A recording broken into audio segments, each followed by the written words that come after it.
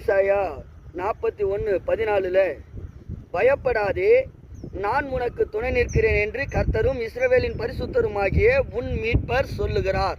இப்ப பிள்ளைகளே, இந்த வார்த்தையை வேதத்தில் நீங்கள் அண்டர்லைன் பண்ணி வச்சுக்கோங்க.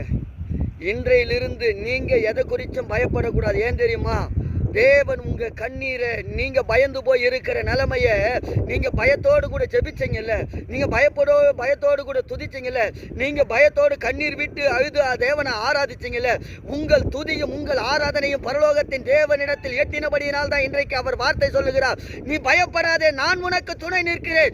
நீ பயப்படுகிற காரியத்தில் நான் உனக்கு ஜெயம் கொடுப்பதற்காக நானே உனக்கு துணை நிற்கிறேன் என்று கர்த்தர் வாக்கு கொடுக்கிறார். இனிமே எந்த சூழ்நிலையும் குறித்து நீங்க பயப்படாதபடிக்கு ஒன்னே ஒன்னு சொல்லுங்க, நான் ஆராதிக்கிற தேவன் எனக்கு துணையா இருக்கிறார். கர்த்தரே என்னோடு கூட இருக்கிறபடியினால் என் சூழ்நிலைகளை கர்த்தர் அவர் மாற்றுவார் என்று சொல்லுங்க. ஆமென்.